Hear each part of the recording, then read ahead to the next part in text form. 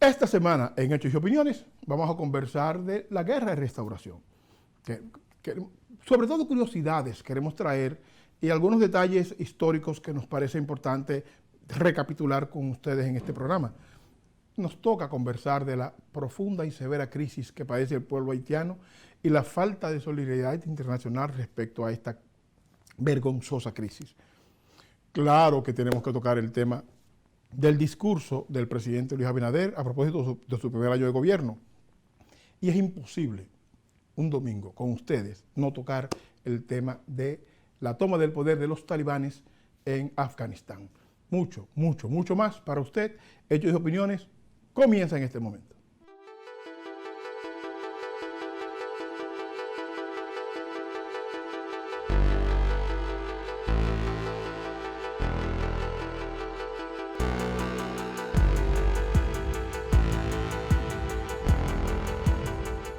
Y continuando con su programa Hechos y Opiniones, queremos recordar, no lo olvidamos la semana pasada, es que la cantidad de contenido que teníamos impidió que le diéramos el tratamiento que entendemos merece este tema, que tiene que ver con la restauración de la independencia de República Dominicana en 1863-1865. Esta guerra fue muy importante para nosotros, porque fue una guerra que se libró contra una verdadera potencia como era España para la época. Todos sabemos que el origen de la guerra de restauración tuvo que ver con que Pedro Santana, persona que junto con los conservadores de su época, Buenaventura Báez y un grupo de, digamos, funcionarios del gobierno dominicano de la época, no creían en la viabilidad de la independencia dominicana. No creían que era posible que nosotros como país pudiéramos alcanzar unos estadios de desarrollo por nuestra propia cuenta sin injerencia extranjera. En el caso de Buenaventura Báez, recuerdan que le decían a ese sector que encabezaba Buenaventura Báez los afrancesados, porque Buenaventura Báez intentó por varias vías y en diferentes épocas anexar primero Samaná a Francia y luego la isla si fuese necesario. Eso no prosperó en aquel famoso acuerdo Levasseur, que en la historia lo trata con muchos detalles, pero no prosperó los propósitos de Buenaventura Báez respecto a Francia, a hipotecar el país a Francia, anexarle el país a Francia. No olvidemos que el primer intento de una protección extranjera vino cuando Núñez de Cáceres en 1821 buscó la protección de la Gran Colombia. Y bueno, hay varios historiadores que establecen, primero, que Bolívar, el líder más importante de la guerra de independencia de los 5 países suramericanos que él lideró, encabezó, no se enteró de la petición de Núñez de Cáceres, y otros historiadores establecen que sí se enteró, pero que como Haití fue tan solidario con la guerra de independencia de los países bajo la orientación y dirección de Bolívar, él no se sentía de alguna manera comprometido con toda la lucha a favor de Haití, y entonces no se quiso involucrar en la petición de Núñez de Cáceres de buscar un protectorado a través de la Gran Colombia, así se llamaba el proyecto que encabezaba don Núñez de Cáceres. Bueno, eso fue en 1821, aquella famosa independencia efímera. Y efímera porque él la declara, él y las élites que él encabezaba, la declara de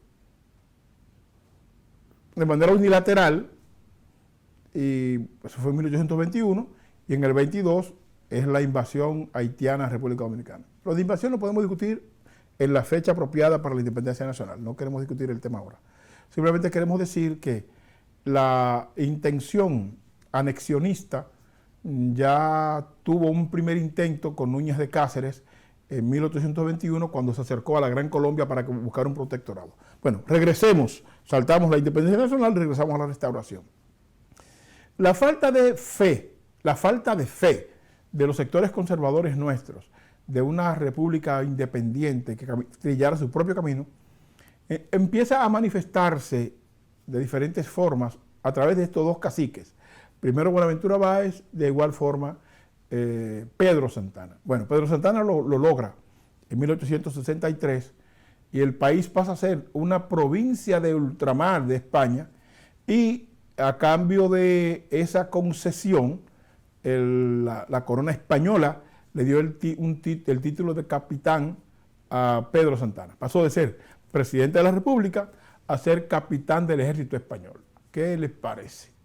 De ahí nuestro dolor, nuestro eterno dolor con el doctor Joaquín Balaguer, que en una acción que todavía no se explica a nivel histórico, decide llevar a Pedro Santana al Panteón Nacional al lado de María Trinidad Sánchez, una de las personas que tejió la bandera nacional, una de las primeras líderes de la lucha por la separación e independencia de Haití, y cumpliendo el primer año de independencia nacional, o sea, en 1845, Buenaventura Báez celebra ese cumpleaños fusilando a María Trinidad Sánchez y un grupo de personas más vinculados con los trinitarios, con el movimiento que encabezaba el patricio don Juan Pablo Duarte, junto con Ramón Matías Mella, etcétera, lo que ya conocemos. Regreso nuevamente a 1863. Detalles curiosidades que quiero establecer aquí. Por ejemplo, el cabeza fundamental de ese proyecto, y hemos sido poco consecuentes con él, es Santiago Rodríguez. Aunque la provincia donde él es originario lleva su nombre hoy, pienso que no es un reconocimiento suficiente, partiendo de que Santiago Rodríguez se la jugó por la lucha por la restauración nacional frente a España. Se la jugó. Fue el líder, fue quien motivó, fue quien motorizó en principio, fue quien motivó todo eso, articuló ese proceso, y las primeras derrotas del ejército español frente a ese intento por la independencia, la segunda independencia nacional, la sufrió Santiago Rodríguez, de uno que después fue un héroe importante, incluso presidente de la República posteriormente, que era del ejército español en ese momento. Entonces, una curiosidad que para mí tiene significación es, primero, quien terminó siendo el líder de la guerra restauradora, el líder que todos lo consideramos un padre de la patria más, Gregorio Luperón, comenzó en esas lides hacia la guerra siendo asistente de Santiago Rodríguez.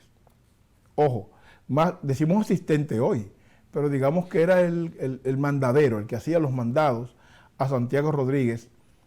Y esa relación de ir a contactarse con tal grupo, con tal persona, mover municiones, etcétera, mensajes, etcétera, de un grupo a otro, de una columna guerrillera a otra, le permitió tener un enlace con todo el movimiento, y eso lo hizo muy reconocido al interior de él.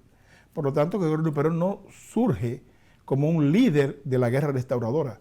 Gregorio Luperón se hace un líder en la marcha, en las acciones, y comenzando de cero, comenzando literalmente de cero. Hay un detalle histórico también importante que nos gustaría resaltar aquí. Hubo que adelantar la fecha. Sabemos que la fecha fue 16 de agosto de 1863, el grito de Capotillo, así se llama. Hubo que ponerle esa fecha, adelantarla un poco, porque Norberto Torres cogió una cuerda, cogió una rabieta con un oficial español y le dijo: esto se va a acabar pronto, no te preocupes, ya esto se acaba pronto. Y esa amenaza advirtió al general, al oficial español, que a su vez dio la información al ejército español y esa falta de delicadeza, falta de tacto, esa perogrullada de Norberto Torres obligó al ejército liberador que se estaba constituyendo a adelantar el proceso y proclamar la lucha por la restauración el 16 de agosto en Capotillo. Y esto es importante que lo sepamos porque tenemos una tendencia casi cultural a decir las cosas, a comentar las cosas antes de que sea correcto, en una especie de imprudencia que es innecesaria. Así que el hombre que hizo que Santiago Rodríguez y el grupo adelantaran de manera precipitada todo el proceso fue Norberto Torres. Bueno, la lucha por la restauración de la independencia nacional, encabezada por, en este caso, Santiago Rodríguez, pero finalmente liderada por hombres de la talla de Gregorio Luperón, Benito Monción y otros más, nos dice a nosotros el arrojo y el valor de creer en nuestra patria como patria viable, como patria posible, como patria con independencia total. Como decía el Patricio, o somos totalmente independientes o se hunde la isla. En esa lógica que aplicaron los restauradores, que a juicio del profesor Juan Bosch, historiador que yo respeto y sigo de cerca, es la primera guerra independencia, la verdadera guerra de independencia nacional, partiendo de que el ejército español tenía un número considerable, un ejército considerable en el país. Se calcula que 170 y tantos mil. Éramos una sociedad pequeña, rural. Esa guerra de restauración se desarrolló a machete, a pedradas, parecido un poco a la guerra de independencia contra Haití también. Este arrojo y todo, esta determinación de que lo merecemos ser un país con pensamiento propio, llevó a estos importantísimos restauradores hasta la guerra que logró concretarse desde 1863 hasta 1865, 2 años de guerra férrea. Vale destacar que una persona que participó de esa guerra del lado contrario fue nada más y nada menos que Máximo Gómez. La grandeza de don Máximo Gómez, de quien hablaremos posteriormente, es que fue a Cuba como luchador, como miembro del ejército español a raíz del triunfo de la guerra de los restauradores en Dominicana, pero en Cuba se reivindica. En Cuba decide luchar al lado de los campesinos cubanos, el ejército cubano, y abandona el ejército español. Pero Máximo Gómez en el país nuestro luchó a favor del ejército español. O sea, datos históricos que no podemos perder de vista, pero eso no le resta la grandeza de Máximo Gómez respecto a su aporte a la guerra de independencia cubana, y tampoco le resta méritos al hecho de que los cubanos lo consideren, junto con el señor de Céspedes, padre de la patria en Cuba.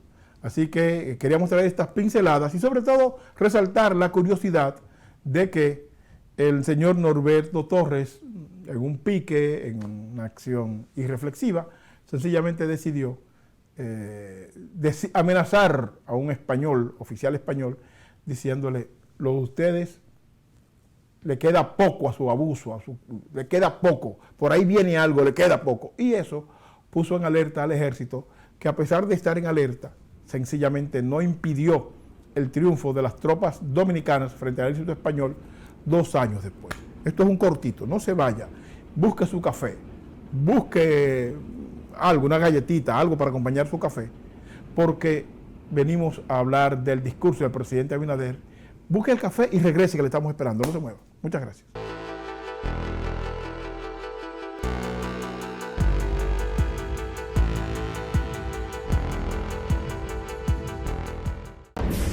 Lavazooka.com, la más completa y actualizada página de noticias dominicanas y mundiales. Lavazooka.com, información privilegiada y sin censura, desde Nueva York y para el mundo. Lavazooka.com.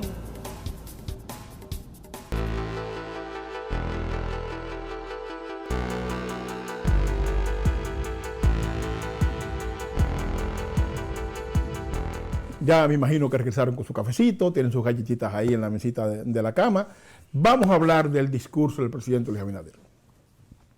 Yo no quiero entrar en los detalles del discurso porque me imagino que durante la semana han podido verlo y que ya tienen su propio criterio en torno al mismo. Yo quiero meterme a las valoraciones del discurso. Por ejemplo, quiero hacer una acotación previa. A mí no me cabe la menor duda de que el presidente Abinader es una persona con buenas intenciones. Eso no está en discusión, no confundamos las cosas. No me cabe duda hoy, que esté este programa, no me cabe duda que el presidente Luis Abinader es una persona honrada. Eso no lo pongo en entredicho. O que llegó al poder para buscar fortuna personal. Eso tampoco está en discusión porque no me parece que este sea el caso. No creo hoy, eso puede cambiar mañana, pero hoy, por las cosas que he visto del gobierno, no creo que el presidente Abinader apañe vagabunderías. Y esperamos que no sea así. Que cubra vagabunderías. Hasta hoy no tenemos evidencia de que tenga esa práctica. Hay un sector social importante del país en el que yo me suscribo que entiende que Lisandro Macarrulla debe separarse del cargo. O sea, que él pide una licencia, o sea, que el presidente lo separe. Hasta que la situación que tiene que ver con la cárcel de la Victoria quede clara. Si él tiene que ver o no, que sea la justicia que se encargue de establecer eso. Pero yo me inscribo en la escuela de pensamiento que entiende que Lisandro Macarrulla debe cesar en sus funciones. Por un asunto de transparencia y porque, a pesar de que el presidente Abinader ha dicho más de una vez que no ordena, que no le da órdenes al Ministerio Público respecto a ninguna labor judicial, curarse en salud es sensato. Pienso que si algún hándicap, alguna dificultad, algo le empaña la gestión al presidente Abinader en este momento, es que no haya removido, no haya suspendido a Lisandro Macarrulla de sus funciones. En esa dirección, como todo por este primer año de gobierno de Luis, ha sido, digamos, a pesar de la pandemia, o además de la pandemia, se ha manejado hasta ahora con cierta transparencia en los asuntos, en el manejo de los fondos públicos, mientras que sepamos nosotros, y nosotros lo creemos honrado como programa y como persona. Yo quiero conversar con ustedes de otra cosa, de otro ángulo, verlo desde otro palco. El presidente esta semana rindió sus cuentas, hizo un discurso en el cual establecía algunos logros del gobierno que representa y algunos desafíos del mismo gobierno. Bueno, sobre los desafíos quiero detenerme en algunos puntos muy concretos. La reforma constitucional y la reforma fiscal. Con la reforma fiscal quiero plantear, primero que la reforma fiscal, que parece inevitable, producto de que el gobierno ha entrado a una carrera de endeudamiento casi sordo.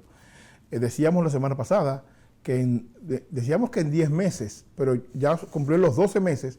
En 12 meses este gobierno ha tomado promedio 1.000 millones de dólares por mes, o sea, 12.000 millones de dólares. Y eso equivale a un promedio de unos 2.000 millones de pesos diarios. Una cosa espantosa.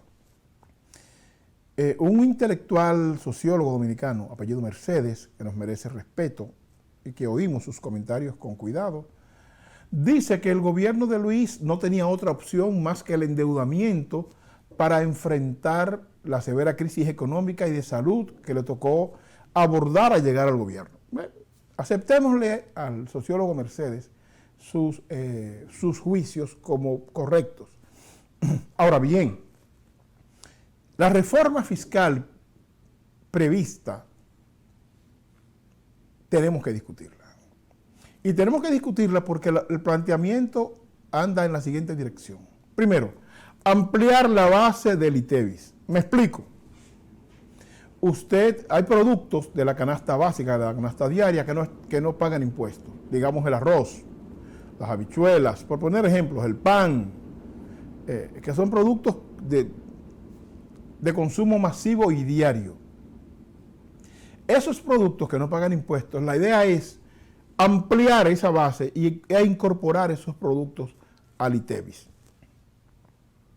¿Usted se imagina lo que significa para los sectores populares nuestros, los trabajadores, que le incorporen en el ITEVIS productos de consumo masivo como esos?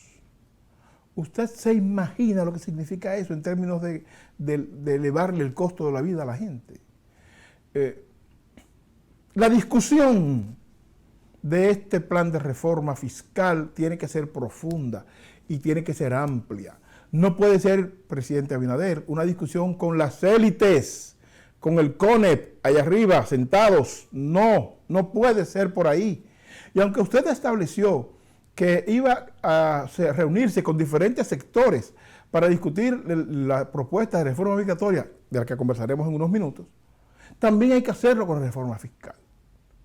Porque no es posible que si hubo un aumento salarial hace muy poco, que además aquí no hemos discutido si el aumento fue real o no, a raíz de la reclasificación de las empresas, y de eso hablaré en un programa posterior. Si es cierto que hubo un aumento salarial, no es menos cierto que con esta ampliación de la base del ITEVIS, que es un aumento directo al costo de la vida de la gente, ese aumento salarial va a quedar pequeño para poder cubrir esos nuevos costos. Entonces, presidente, hay que plantearse seriamente cómo vamos a resolver el asunto de la reforma fiscal y cuáles sectores nuestros finalmente van a tener que cargar más pesado con ese proceso. Yo recuerdo, no he sido peñagomista en mi vida, jamás.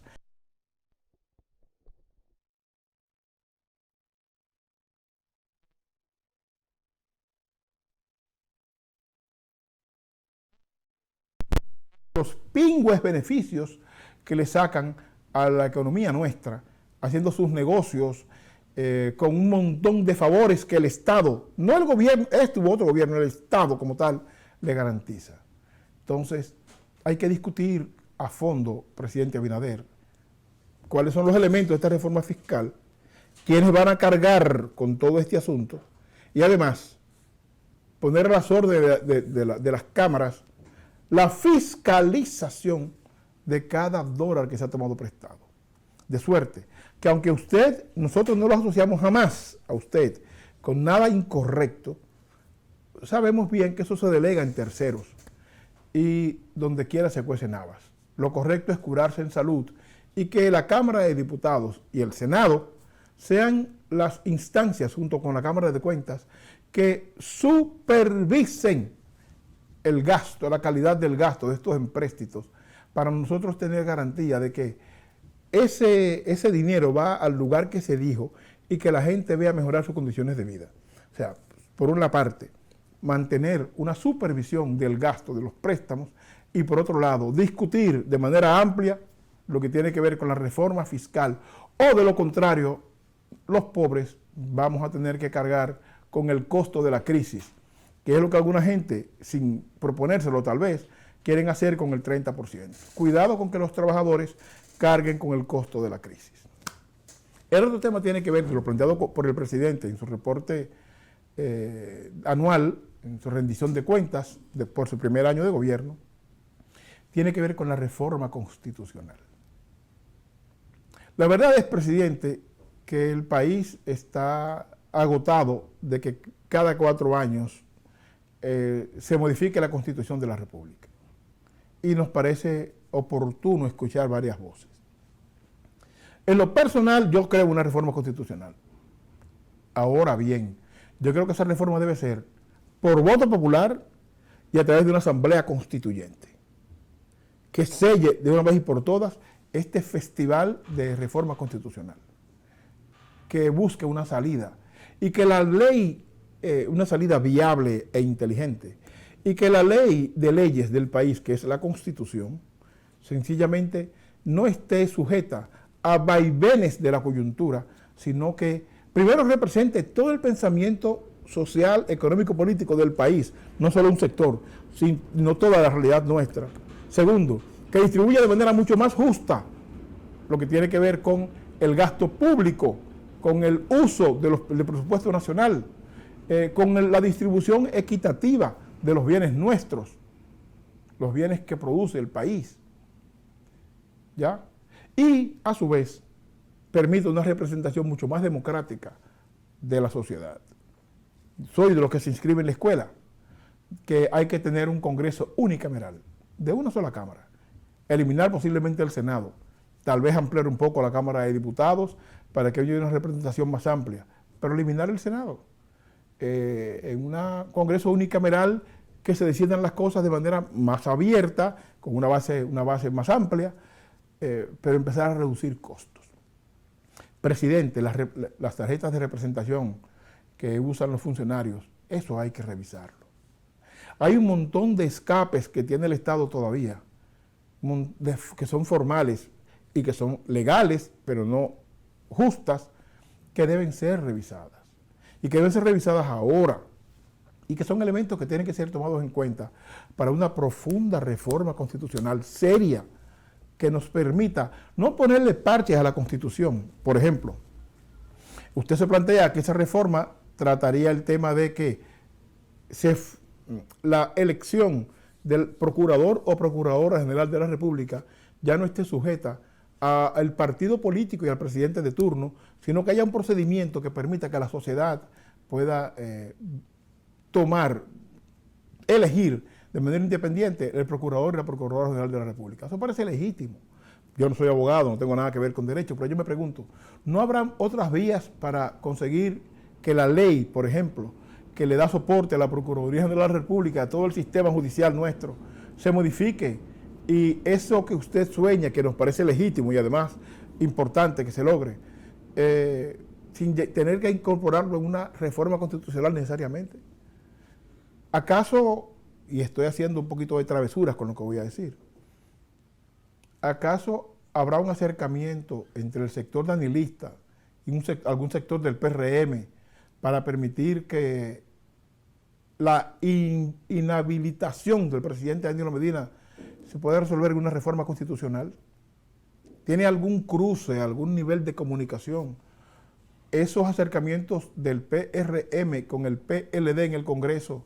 ¿Algún vínculo con esto? Son especulaciones, porque en política las cosas que no se ven son más importantes que las que se ven. La fuerza del pueblo permitiría que ese acercamiento con el PLD lo permitiría, lo pasaría por alto o arreciaría la oposición al gobierno de don Luis Abinader. Detalles que yo no quisiera pasar por alto. ¿Qué me preocupa de esta propuesta de reforma? Me preocupa sencillamente que los que participarían desde la perspectiva del presidente Abinader sería PRM, PLD, PRD, lo que queda del Partido Reformista y la Fuerza del Pueblo. O sea, 5 grupos, que es un solo partido, para mí, son un solo partido, que están separados en 5 grupos. Pero bueno, vamos a seguir con más hechos y opiniones, ya regresamos.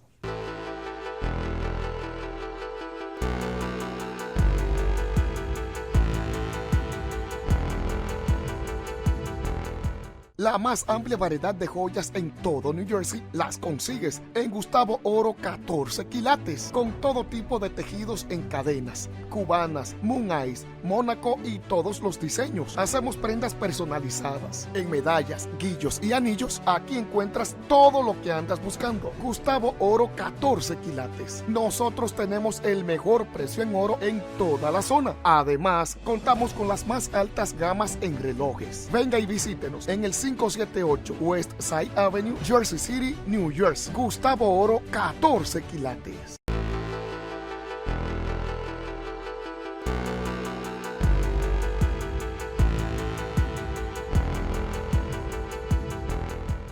Regresamos con hechos y opiniones. Gracias por estar con nosotros. Esperemos que le haya aprovechado su café y su galletita. Miren, hemos visto todos con desolación y con dolor lo que sucede en la hermana República de Haití. Cómo los hermanos haitianos, nuestros hermanos haitianos, producto del terremoto de la semana pasada, han quedado en una situación penosa, desastrosa. Y nosotros como vecinos, nosotros como trabajadores, nosotros como parte de una isla que es imposible que uno se pueda separar del otro. Somos hermanos siameses, eso no lo podemos negar, a pesar de algunos sectores quisieran poder separar la parte oeste de la parte este, eso no es posible. Hemos visto a nuestro criterio como programa, hemos visto un descuido espectacular, espartano, de parte de los países del primer mundo y de algunos países vecinos nuestros respecto a la severa crisis humanitaria que hay en Haití. Al momento de producir este programa, se estaba hablando ya de 2.000 y tantos muertos en Haití. Pero no solamente eso, la cantidad de derrumbes que hay en Haití, la cantidad de personas sepultadas todavía,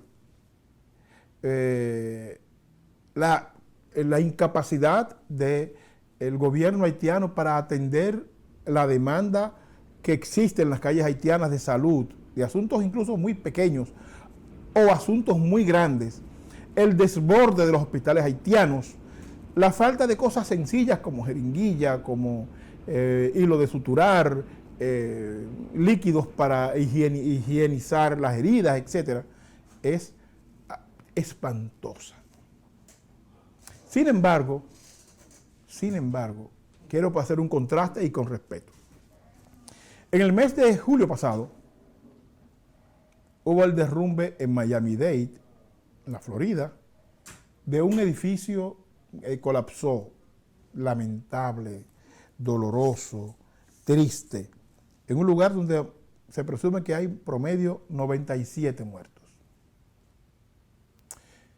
Resulta y viene a ser que, bueno, todos los medios, y lo hicieron muy bien, se hicieron eco de esta tragedia. Los medios trasladaron a Miami-Dade, frente a este edificio, todas sus cámaras para transmitir en vivo cada acción que pasaba ahí, el rescate de alguien, la lamentable extracción de algún cuerpo, el riesgo de que el edificio de al lado colapsara también. Y eso estuvo bien porque hay que ser solidarios, porque tenemos que estar donde los hermanos nuestros sufren, tenemos que estar ahí. Y tenemos que sensibilizar a la gente que ve estos medios para que entendamos la importancia de la solidaridad material concreta. Un detalle pequeño, familia. Con Haití no han ido los medios a expresar, a ponernos, a sensibilizarnos respecto a qué dejó este terremoto. Un terremoto que sucede 11 años después de aquel gran terremoto en el 2010. Vino sencillamente a abrir estas heridas y a mostrar el nivel espantoso de pobreza que tienen los hermanos haitianos. No hemos visto frente a los sitios, diversos sitios de la parte sur de Haití, no hemos visto los grandes medios manifestando su preocupación y sensibilizando a la gente para que entienda la importancia de colaborar y de donar. ¿Estamos criticando la acción de Miami-Dade? Claro que no. Es justa, es correcta, es consecuente. Lo que pedimos es ser consecuente con los hermanos haitianos. Y de igual forma movilizarnos para que Haití finalmente no sucumba producto de la miseria y producto del desastre a que está sometido después de este terremoto. No olvidemos que hace muy poco el presidente de Haití fue asesinado. Por tanto, Haití ya tenía una crisis política muy severa. Se le suma ahora esta crisis humanitaria, que no es nueva porque ellos no bien superaron la crisis del 2010. Todavía habían personas viviendo en carpas, o hay personas viviendo en carpas en Haití desde el 2010. Entonces, es tiempo de que dejemos la hipocresía y finalmente seamos solidarios con Haití con hechos, Y que las cadenas internacionales y la gente que le encanta hacer alaracas pase de los dichos y las buenas intenciones, en el caso de los hermanos haitianos, a los hechos. Creemos que es el momento de que nos manifestemos a favor de los hermanos haitianos. Y le tenemos una propuesta a Naciones Unidas, que puedan ellos tomar en cuenta, de suerte que, lo vamos a poner en pantalla ahora, de suerte que avancemos en términos concretos para la recuperación del hermano pueblo haitiano. Nosotros estamos proponiendo como programa y como medio un plan de recuperación basado en 4 ejes fundamentales. 4 ejes fundamentales. 1. Abordar el centro de la crisis humanitaria real y concreta que tiene Haití, aumentando los recursos para evitar el desplazamiento sin control a la parte este de la isla, que es la República Dominicana. ¿Y esto por qué? Porque si se da una avalancha sin control de lo oeste hacia el este, de Haití hacia República Dominicana, no solamente se va a complicar la crisis humanitaria, sino que se va a colapsar la isla completa. Los hermanos haitianos requieren una respuesta ya. Y en esa dirección creemos que hay que crear un centro de crisis humanitaria que aborde el problema, pero es ahora, y que busque los medios para aumentar los recursos y así para asistir a los hermanos haitianos en crisis y así evitar un colapso de toda la isla. 2. Incorporar equipos humanitarios especializados en el rescate de personas frente a un terremoto como este. Hemos visto a muy pocos países, incluso países vecinos nuestros, ayudar en el proceso de rescate de los hermanos haitianos que aún se mantienen sepultados. Y nos llama la atención, porque en el caso de Miami, y lo queremos repetir porque todos lo recuerdan, llegaron rescatistas de todas partes del mundo, de Japón, de Alemania, que está muy bien. Lo que queremos es que ese esfuerzo se aplique para Haití y que todos estos rescatistas y estos cuerpos especializados a nivel universal vayan a darle una mano a los hermanos haitianos ahora para evitar que sigan apareciendo, si hay personas vivas aún sepultadas, pues puedan ser rescatadas porque se lo merecen y puedan recuperar su vida poco a poco. En ese sentido planteamos incorporar equipos humanitarios especializados en rescatar personas, sobre todo en terremotos como el que le acaba de pasar a Haití. Estamos planteando, como tercer punto, aumentar la cantidad de alimentos, medicamentos, equipos médicos, carpas, que reduzca el enorme dolor humano por el que atraviesa la República Hermana. Eso es ahora. Es urgente equiparnos y buscarlo y que el mundo entero, el mundo completo, sea solidario en los hechos y que nos armemos de carpas suficientes para que la gente en principio tenga donde dormir, tenga donde guarecerse de las aguas, del calor, Haití es bastante caliente, por cierto, tenga donde guarecerse, donde dormir con sus hijos temporalmente. Alimentos, medicamentos, hace falta de todo en Haití en este momento. Entonces creemos que hay que presionar para que se aumente la cantidad de alimentos, medicamentos y equipos médicos, carpas, camas, que permita que los que se van rescatando y se van, reubicando, tengan un lugar para poder estar mientras se busca una salida definitiva a toda esta crisis. El cuarto punto, darse un plan de reconstrucción de la infraestructura haitiana y que el mismo cuente con el apoyo serio de los organismos internacionales con credenciales para hacer este trabajo. El proceso de rescate urgente, con lo que hemos dicho en los 3 puntos anteriores, debe tener seguimiento después de. Y a nuestro juicio, esto debe ser un serio plan de reconstrucción de la infraestructura haitiana. Todavía el Palacio Presidencial de Haití, que se derrumbó en el 2010, está sin rehacer, para poner un solo ejemplo. Pero las casas de los trabajadores y de la gente común todavía siguen en el piso. Hay que darse un serio plan de reconstrucción que permita que los hermanos haitianos recuperen su dignidad, teniendo un lugar digno donde permanecer de manera, perdonen la cacofonía, de manera permanente. Pienso que hay que construir un equipo de trabajo, reunir un equipo de trabajo de técnicos serios calificados que se planteen un desarrollo de Haití, digamos, en un decenio. ¿Y por qué en un decenio? Porque eso permite que en 10 años se dé un plan a largo plazo, ese equipo de trabajo concreto, técnico, que viabilice soluciones duraderas, soluciones a largo plazo. Y pienso que ese equipo de trabajo debe estar constituido, repito, técnicos, venidos de organismos internacionales, de Naciones Unidas, etcétera, pero a la par, coordinado con el gobierno haitiano, no por encima del gobierno como una infraestructura, como si fuera un fideicomiso, no, a la par con el gobierno haitiano, que permita, primero, legitimidad al proceso y segundo, garantías de que el dinero se va a invertir en lo que se prometió, en lo que se debe invertir. Y finalmente, que la cooperación internacional vaya a este equipo que estamos sugiriendo que se constituya, que vaya a este equipo, que no vaya al gobierno central en principio y que las ONGs haitianas o extranjeras que operan en Haití, que vayan a estar vinculados con este proceso, sean muy transparentes y haya un proceso claro de seguimiento para saber la calidad del gasto. Si nosotros como país, nosotros como sociedad, nosotros del exterior, no impulsamos una salida seria, los hermanos haitianos le queda 100 años más de miseria, 100 años más de pobreza, y eso sencillamente no es justo. Ya regresamos.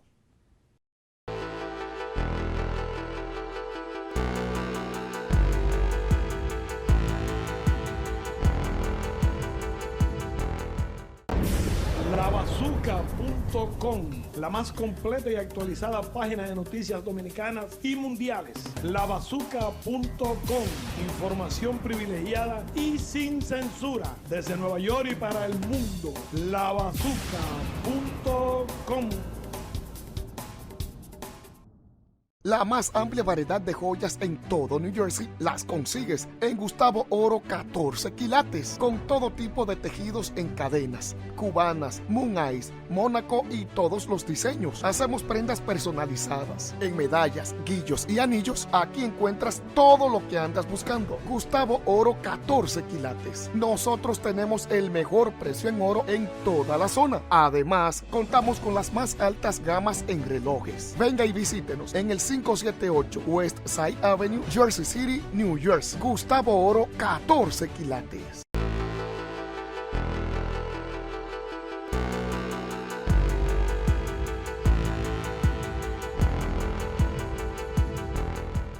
Familia, regresamos, hechos y opiniones, gracias por acompañarnos. Bueno, los talibanes finalmente se alzan con el poder en Afganistán. Esto ha traído un montón de especulaciones.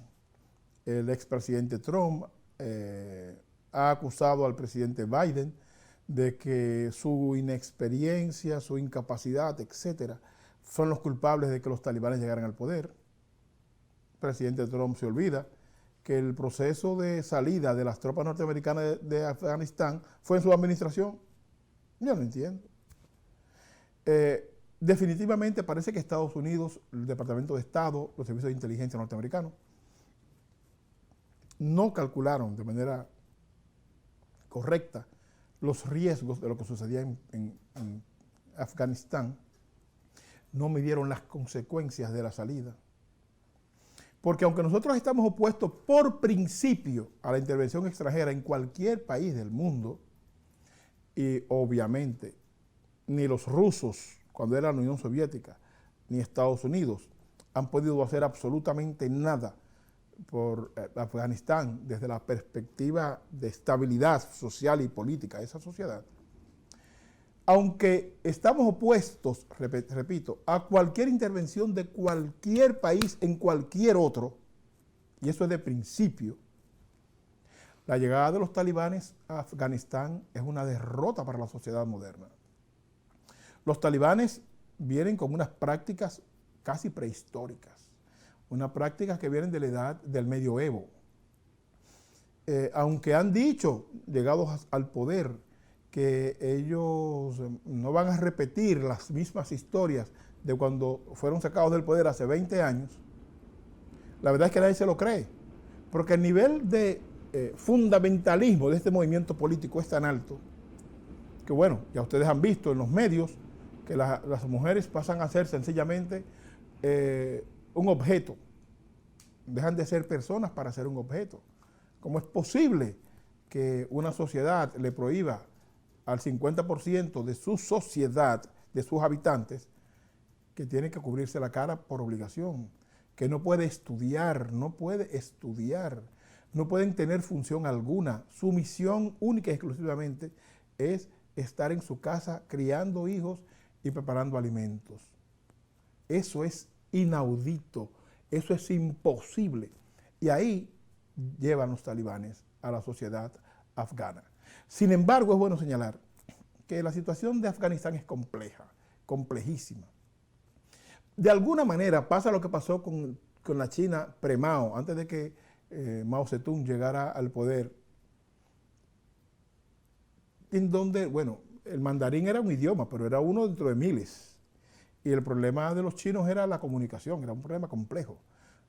De alguna manera ha pasado en 2 países de América Latina. El problema que tuvo durante muchos años Brasil con América era que no se podía comunicar, tenía un problema de comunicación.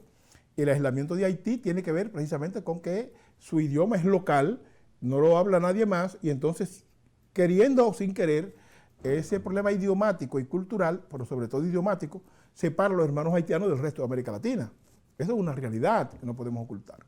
En el caso de los chinos, en lo que aquella revolución cultural, Mao logra que el mandarín se convierta, digamos, en idioma oficial, y aunque las regiones siguen hablando sus dialectos, tiene un idioma que los unifica, un idioma que permite que se comuniquen entre ellos y que le da carácter de nación, de sociedad, digamos,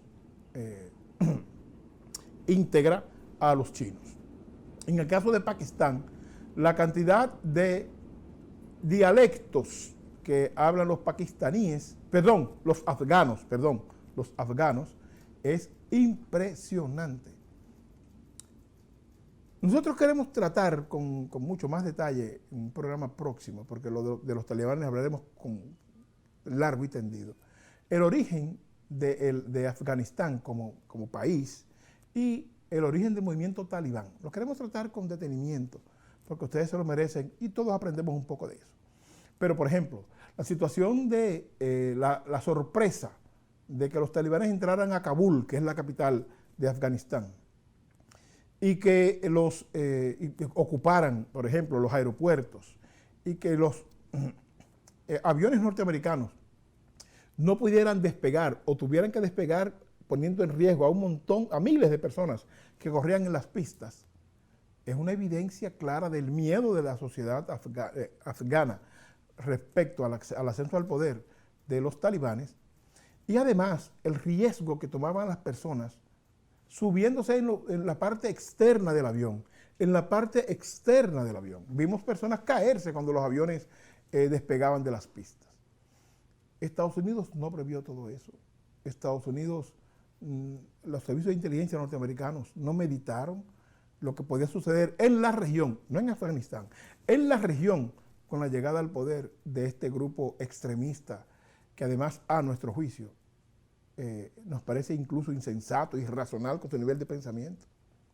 Pero más, el presidente saliente, el presidente que salió huyendo cuando los huevos se le pusieron a chele, a centavos, se llevó 169 millones de dólares y en efectivo, los sacó del Palacio Nacional y se los llevó en helicópteros, en vehículos, a tal grado que el dinero no le cupo en los vehículos y los helicópteros, y una parte de él debió dejarla en las pistas de los aeropuertos, la pista de aeropuerto donde iba a despegar, y ese dinero se quedó volando. Oigan el nivel de descaro de ese grupo gobernante que tenía Afganistán. Entonces, esa situación tan compleja, tan difícil, pudo preverla Estados Unidos, que estaba ahí adentro, que tenía sus servicios de inteligencia metidos ahí, que tenía una parte importante de militancia, de militares vinculados con el gobierno afgano saliente. El presidente Biden ha dicho que el problema no fue del ejército norteamericano, es que el gobierno afgano y las clases de poder afganas no hicieron nada y no querían hacer nada para detener el avance de los grupos de los talibanes en las diferentes ciudades de Afganistán. Mucho más. Ahora, el hijo de uno del que se considera el padre de la patria de Afganistán está reorganizando con las gentes del ejército afgano que quedan sueltas por diferentes partes y un grupo de milicianos, un grupo para empezar a enfrentar a los talibanes en el poder. Están pidiendo armas a Occidente para poder llevar a cabo su cruzada de un contragolpe. ¿Vivirá eternamente en guerra? ¿Cuáles consecuencias tendrá eso para la región en Oriente Medio, Asia Central, toda esta zona? ¿Qué consecuencias pagará todo esto? Tendrá todo esto. Está Medio Oriente, Asia Central, y toda esta zona preparado para lo que le puede venir si los grupos de los talibanes apoyan a sus pares en otros países para que tomen el poder bajo el mismo criterio, sobre todo si deciden irse a la parte africana donde estos grupos tremendistas que dicen ser musulmanes, pero que tienen una visión muy obtusa de la vida y de la realidad, podían crecer en una parte importante de África y complicar la situación africana más de lo que está en este momento. Son cosas que en política exterior deben verse. Yo no sé, pero tengo mi preocupación y mis dudas de hasta dónde el gobierno norteamericano permitió el ascenso al poder de los talibanes, hasta dónde ese diálogo tras bambalinas se dice que se desarrolla entre el gobierno norteamericano y los talibanes en el poder ahora en Afganistán para permitir que los aviones norteamericanos puedan salir de Afganistán y que los ciudadanos norteamericanos y residentes y funcionarios norteamericanos y amigos del gobierno norteamericano puedan salir ilesos de Afganistán. ¿Hasta dónde ese acuerdo solo implica eso o tiene otras implicaciones? Porque un grupo poco razonal como este, no creo bajo ningún concepto que va a dar de sí mismo simplemente por buenas intenciones. El nivel de enemistad y de profundidad, de diferencias ideológicas que representa Estados Unidos para los talibanes, no creo que permita ese nivel de diálogo tan yo te doy y yo no pido nada a cambio. El odio que le tiene el movimiento talibán y ese sector irracional a Occidente es profundo. Podrán tener razones o no, pero el odio es real y es profundo.